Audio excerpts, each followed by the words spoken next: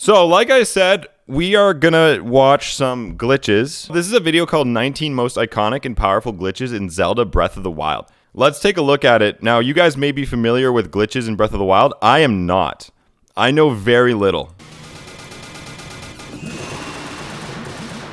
Over the years, this that was a golden Lionel. What just happened to him? To the point where duplicating weapons, breaking reality. Oh my god, peek and go, no. Weapons, insta-killing bosses, clipping through walls, and launching across the map has become commonplace in Hyrule. I've seen this one, As a yeah. precursor, let's note that we will be covering the most famous and useful glitches. We're crediting by first video proof, and these are just basic explanations of these 19 historic breakthroughs that made this list Is the volume okay? of the wild. Let me know if it's too loud. It might be a little loud actually here. Like the game's been out for what, 5 years now? Playing through it normally for, you know, first few times is great, but after a while, you know, you just kind of start to with the game. Ah, yes. In the early days of Breath of the Wild speedrunning, this first major trick allowed Link to be quickly moving at all times. By holding down the whistle button and mashing sprint, you not only not use stamina, but recover it as well, and easily... This is the only glitch I've ever used in Breath of the Wild. There were whispers that whistle sprinting was possible on the day of the game's release, with the first video footage being posted the very next day. This, as well as a less consistent but quieter throw sprinting, which was also discovered on the game's release day. Oh, I've never seen throw sprinting before. Oh yeah, shield clip. I've seen this from speedruns. After the game's launch, but the potential wasn't completely understood until it resurfaced nearly. This is how you clip into shrines, right? Shield clipping completely changed the game with its flexibility and ease of use. Wow. By bonking your shield on an angled surface, Link's position is saved at that angle, and he will pivot harshly back when he unequips his shield again. Doing this shield bonk during bullet time also led to the discovery of skew bouncing, which made aggressive skews that launched Link upwards for easy bullet time in combat. Oh my god, that looks so sick. Massive speedrunning discoveries, including skipping all sorts of shrines and skipping Trial of the Sword entirely, and it has been in use ever since. Goodbye, Trial of the Sword. This launching was technically performed as early as July. We ride these babies for miles. That was classic, I remember. But it officially made its way into mainstream speedrunning within the first several days of Breath of the Wild's launch. By attacking a stasis object, then grabbing it or hitting yourself with it midair, this launched Link at high speeds. While people argue that it is just physics manipulation, not actually a glitch, what paved the way for you take some damage from that, huh? Launching techniques that that doesn't seem so much as a glitch to me as just clever use of game mechanics. Where do we draw the line between that and an actual glitch? I feel like a glitch is something that the developers would not say is an intended part of the game. You know, like where do we draw the line between a glitch versus a feature? Shield block reset. This advanced technique was found literally 1 week after the release of Breath of the Wild, but was also written off as something useful in speedruns because it needed the Hylian shield.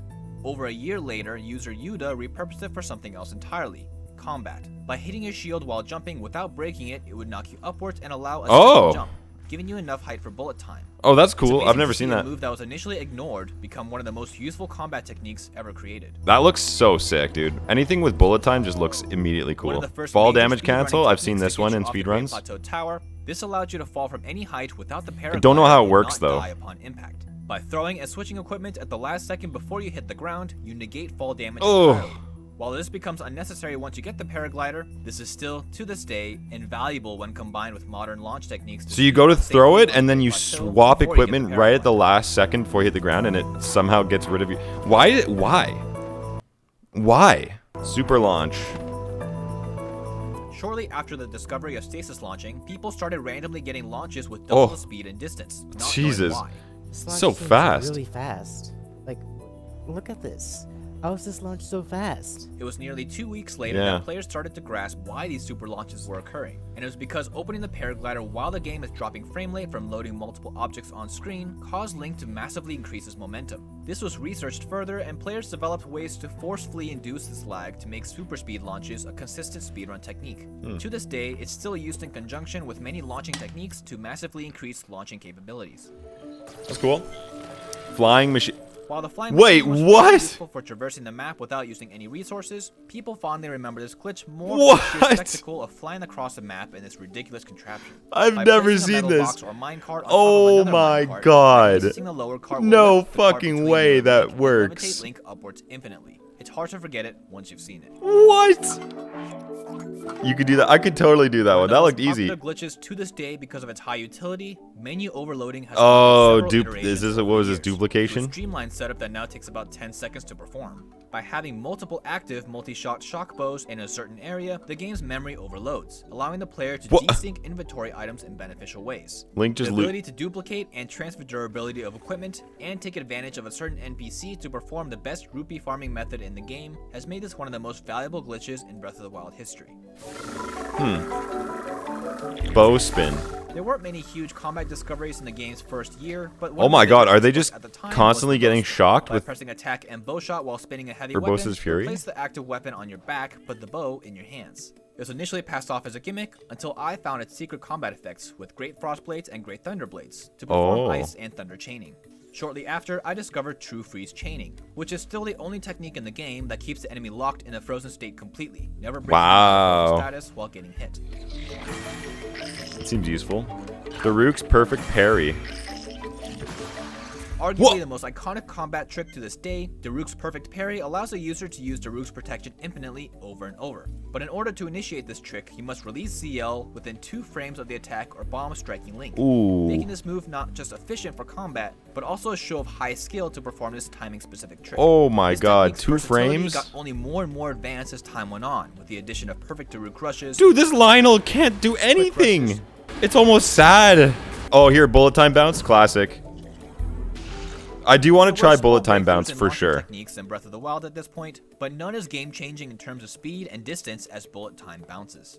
While it was initially shown off as early as August 2018, it didn't find an audience until another user posted it to Twitter and went viral. This one's iconic, By right? striking an enemy with your shield to make them It's ragdoll hard, while is you're it? bullet time, Really? Link was propelled at unreal speeds, with capabilities even surpassing super launches. It doesn't look that Setups hard to improved me, as but time went I don't on, know. and this Is it became actually one of the hard? most common- Drawing apparatus By performing storage, a duplicate sequence hearts and involving a stamina. glitched camera state, holding an item, and viewing a memory, the game then leads to unique effects loading into different areas. Shrine apparatus storage led to several important findings, including the exploring of bottom of void pits, keeping Death Mountain's hot air effects around you, which led to explosive combat techniques, ignoring all elements, and most useful of all, the ability to steal the Master Sword early and duplicate hearts and stamina. Oh, okay. People have talked about the duplication glitch to get like the Master Sword early and hearts and all that, and I guess that it's that one, huh? Infinite hearts and stamina. This one's called Dynamic Object Glitch. Another version of this iconic glitch was technically seen as early as 4 months after the game's release. Yo, what? But was quickly patched. It then resurfaced years later when a Yeah, no player kidding, wanted that to was take pictures patched. of the Jesus. Guardian and then accidentally refound the glitch by pushing it to strange places. Breath of the Wild's map is broken up into a grid system, and by pushing a dynamic object 2 grid spaces over, the Guardian would then spawn endless Guardian parts. This led to the best way to farm ancient materials in the game. Oh shit, well that would have been good. Moon jump. Moon jumping brought both entertainment and speedrunning value, giving players freedom to jump to any height and go anywhere they please. Mounting a wild horse while you owned a horse during the mounted archery minigame caused Link to be stuck in this moon jump state. This shortly after brought the discovery of wrong warping to Breath of the Wild, allowing Link to spawn in certain predetermined locations, including brand new areas he's never explored before, as well as out of bounds. Wrong warping is always a thing in video games. Here we go. Wild, wind bombs, also known as bomb impact launches, is arguably one of the most important ever found. Yeah. By placing 2 bombs in a row behind Link in bullet time, the wind box of the farthest bomb pushed the closer bomb into Link and launched him at high speeds. This newfound ability that's how it works. completely strong-armed every obstacle Breath of the Wild built for puzzling and exploration, and tossed it to the side, giving the ability to completely skip shrines and traverse the world in a multitude of custom angles, speeds, and directions. This technique to traverse massive distances in any direction at any time with very little setup changed Breath of the Wild forever. It kind of just breaks the game, doesn't it? Because you can literally just wind bomb your way through like probably 90% of shrines and then just wind bomb your way through the world. So that's how it works, huh? So I knew that you used both bombs in bullet time. So you explode one bomb and it launches the other unexploded bomb into Link, which then sends him flying in the air. Okay. I wasn't sure exactly like slow-mo how it worked, you know what I mean? Who's got time to figure out all these puzzles, huh? I've seen this, I think. Always been sought after for glitch hunters, and on November 9th, 2019, the exploit to completely skip Hey, Madge, what's up? Calamity Ganon were found. By firing an arrow before entering an introduction cutscene. Oh yeah, I've seen that in speedruns. And live continuous damage through the cutscene, making the boss dead on arrival. Breath of the Wild speedrunning was never the same ever since. I've never totally understood, like, because I have seen some speedruns of Breath of the Wild, you know what I mean? Like the world record or whatever. I was like, Why do they shoot the arrow? I didn't realize that it constantly ticks damage. I figured it was something like it did something to the boss's health, but I didn't know like the mechanics behind it. So that's really interesting. So what's this thunderclap rush? The introduction of the thunderclap rush completely opened up a new layer of combat to the game. By pressing attack and bow shot while in midair, this would force the game to initiate bullet time and flurry rushes back to back. This led to a much deeper understanding of the mark and chase mechanic, which is the backbone of how the game figures out where to put Link while he's flurry rushing. Interesting. There's Okay. anything we've seen so What? far What? What was that? What? Look at him. What? There's anything we've seen so That far looks like screams something out of a glitch. fucking anime. There's anything we've seen so far that screams glitch, this would take the cake. What? This strange bug is exclusive to the Switch version of Breath of the Wild and was initially found as a Lizalfos curse. But for What some reason the it was patched heck? out when the VR update was added to Breath of the Wild. This glitch was seemingly lost forever, until it was refound through the Hinox curse and the Boomerang curse. By bringing a Hinox or Stalnox to a waterfall, or throwing a boomerang underwater while the game was overloaded, the entire game engine breaks, causing the rotation bug, and some of the creepiest physics glitches possible in Breath of the Wild. Oh my god. Finally, what many have What considered as the the most fuck? difficult, complex, and most rewarding glitch in recent discovery is the Oh, here memory we go. storage You guys are glitch. talking. You guys have By talked about performing this a one, I think. complex frame-perfect menu glitch, this allows Link to play a brand new file while you have a memory stored. By then completing the new game without ever dying because the game will not save, this allows Link to duplicate Colosseum enemies, obtain the unattainable Bow of Light, skip the Great Plateau, obtain 80,000 arrows, and more. Ooh. This is, in a sense, the uncovering of a true New Game Plus file, and by far is one of the most colossal discoveries That's ever found in Breath of nuts. the Wild. And this video came That out brings us a to year today. ago, so I'm This sure game there's has been a lot of completely transformed developments. over the past 4 years, and although this may seem like quite a few discoveries, the actual list of glitches easily goes into the thousands, and will continue to climb as people keep pushing Breath of the Wild. A big thank you to the Breath of the Wild community for helping develop this list, and if you enjoy this journey back in time, cool. subscribe to GameSpot to keep up with the latest Breath of the Wild content. That was a cool little overview video. Some of these I think I could definitely do. Some of them, you know, you need like frame perfect inputs. And it's like, yeah, I don't know if I have the dedication for that per se. But some of them I would definitely love to try.